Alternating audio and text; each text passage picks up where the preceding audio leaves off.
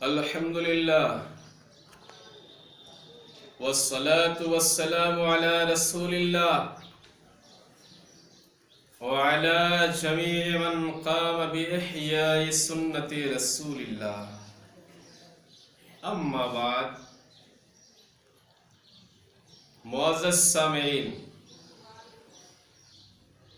ہمارے مقابل اور معاند نے بہت ہی پہلے جو ان کا اذان ثانی کے تعلق سے اذان ثانی کے تعلق سے کہ کہاں ہوگی کہاں نہیں، انہوں نے جو پہلا ویڈیو دیا تھا جس کا ٹوٹل ٹائم تھا 42 منٹ 52 سیکنڈ، 11 نومبر کو یہ یوٹیوب پہ اس نے چھوڑا تھا، اس میں 29 منٹ 30 سیکنڈ سے لے کر کے 29 منٹ 44 سیکنڈ تک اس نے ایک بات کہی ہے، اور ایک روایت ہے عمدۃ القاری میں کہ دوسری اذان یعنی ایکسٹرا اذان، ایکسٹرا پہ ہم تبصرہ نہیں کریں گے، ورنہ ایکسٹرا پہ اگر تبصرہ کریں گے تو ہم کو اور ایک ایکسٹرا ویڈیو بنانا پڑے گا، پھر ایکسٹرا کا معنی پہ غور کر کے بہت ساری باتیں نکل سکتی ہیں۔ اچھا بارہ جو بھی ہو، دوسری اذان یعنی ایکسٹرا اذان اور ابھی جو پہلی اذان ہے، یہ حقیقت میں حضرت عمر کے زمانے میں شروع ہوئی تھی، لیکن حضرت عثمان کے زمانے میں مشہور ہوئی۔ اور تارپورے بولتے ہیں ایٹا اچھے تحقیق کے ساتھ یہ ہے کہاں ہے؟ عمدۃ القاری میں ہے۔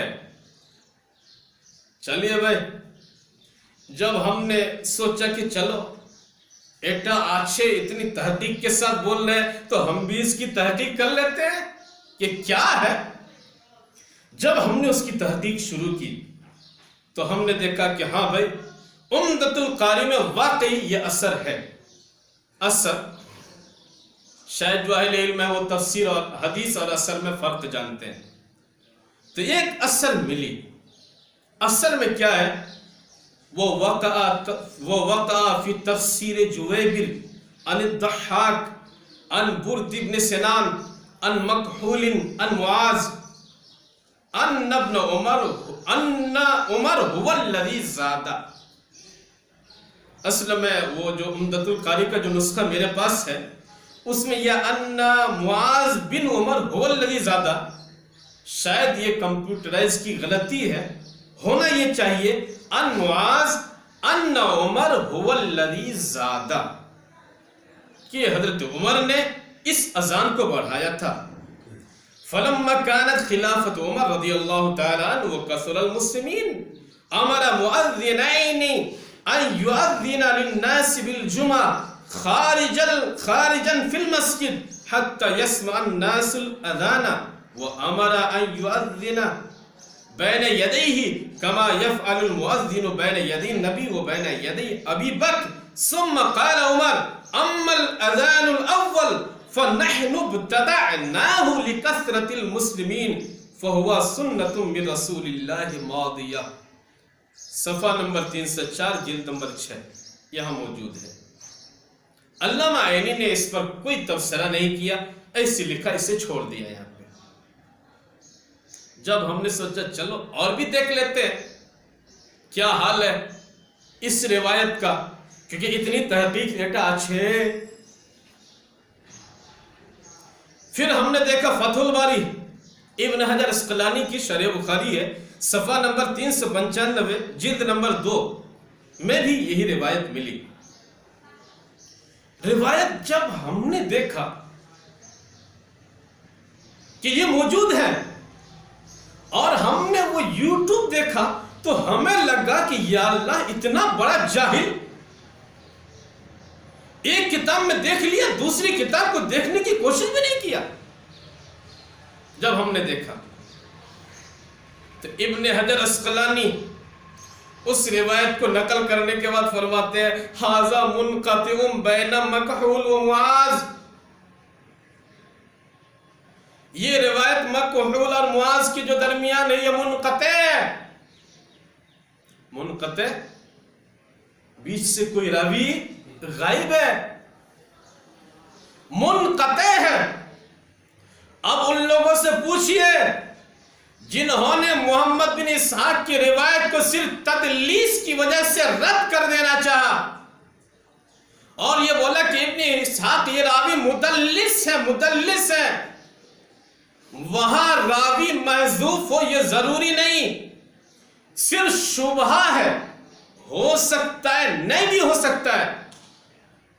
ابن اسحاق کی روایت میں صرف انقطاع کا شبہ تھا، ہو بھی سکتا نہیں بھی ہو سکتا، بول دیا یہ معتبر نہیں، یہ حدیث منکر۔ لیکن جب ابن حجر عسقلانی فرما ھذا منقطع بین مکحول و معاذ، یہ شبہ نہیں، حقیقتاً منقطع ہے۔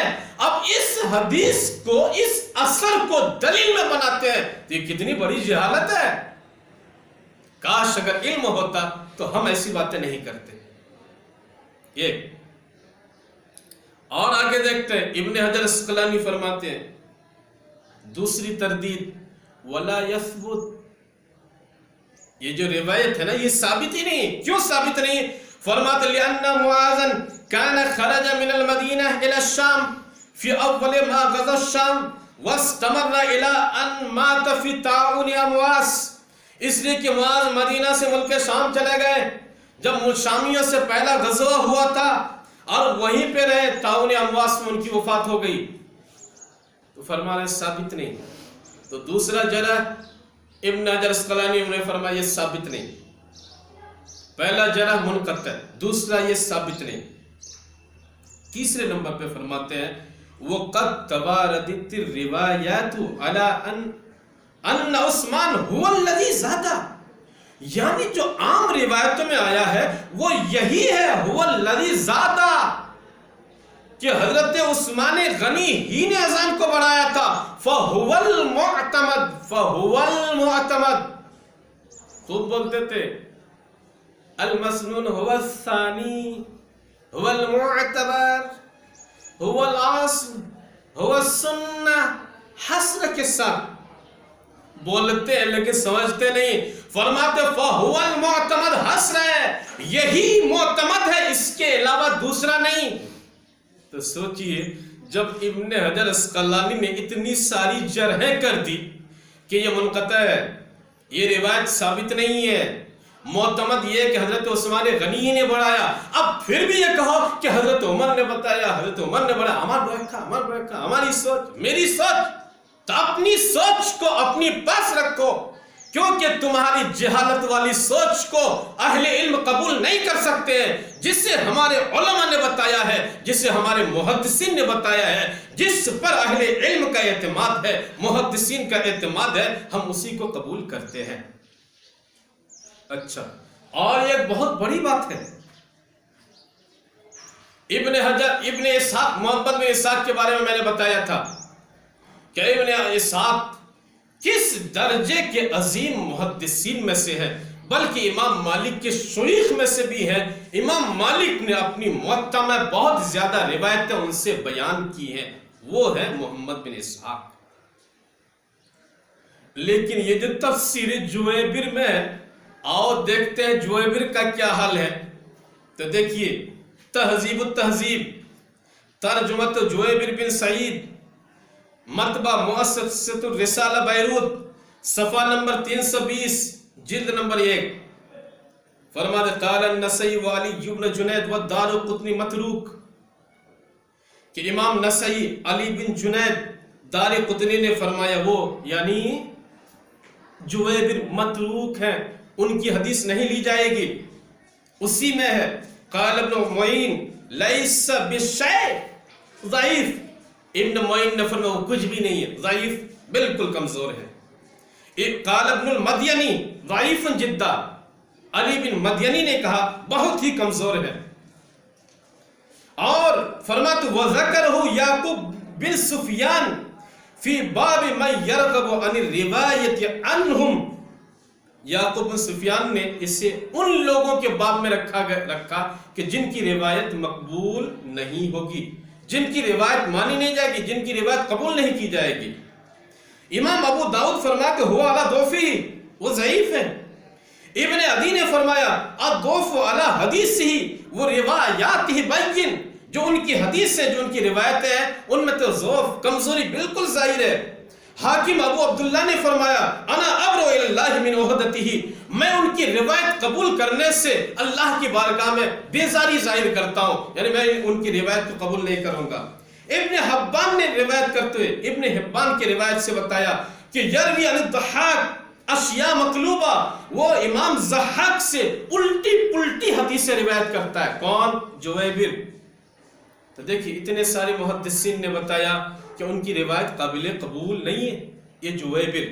ایک دوسری کتاب دیکھتے ہیں، ذیل اللآلی المصنوعہ، کتاب العلم، المکتبۃ الاثریہ، صفحہ نمبر 43،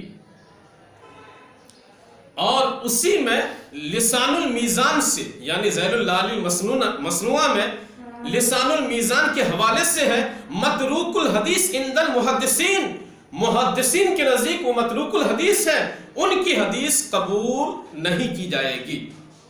تیسری کتاب تقریب التہذیب، ترجمۃ جبیر ابن سعید، مکتبہ دار الکتب العلمیہ بیروت، صفحہ نمبر 168، جلد نمبر 1، فرماتا ضعیف جدا، بہت ہی کمزور ہے۔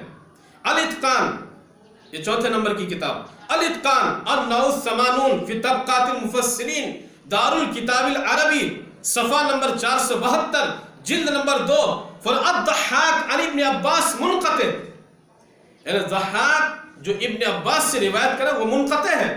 اس کے بعد وہ فرماتے ہیں وَإِن كَانَ رِوَایَتُ جُوَیبِرْ عَنِ الضَّحَّاکِ فَأَشَدُّ ضَعْفًا، اور اگر وہ جویبر عن الضحاک عن ابن عباس والی روایت ہو فَأَشَدُّ ضَعْفًا، تب تو وہ بہت زیادہ کمزور ہے، لِأَنَّ جویبر شدید الضعف متروک، اس لیے کہ جویبر بہت ہی کمزور ہے، متروک الحدیث ہے۔ دیکھا آپ نے اتنے سارے محدثین نے جویبر کے تعلق سے کیا کہا؟ متروک الحدیث ہے، ضعیف جدا ہے، لیس بشعین ہے، متروک عند المحدثین ہے، ان کے بارے میں یہ کہا۔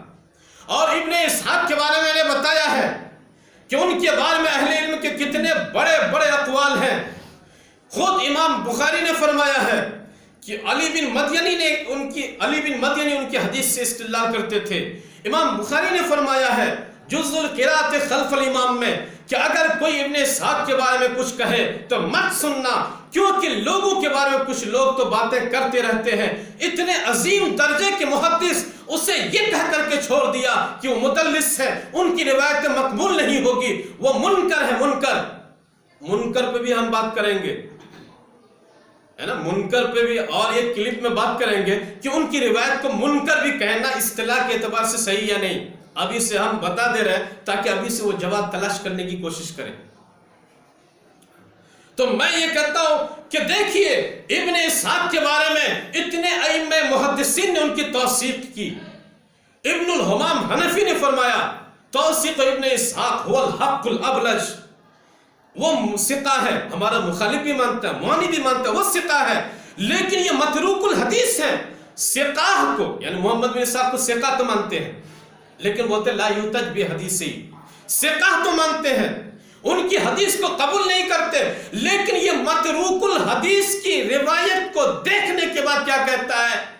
ایٹا آچھے، تو میں کیا کہوں؟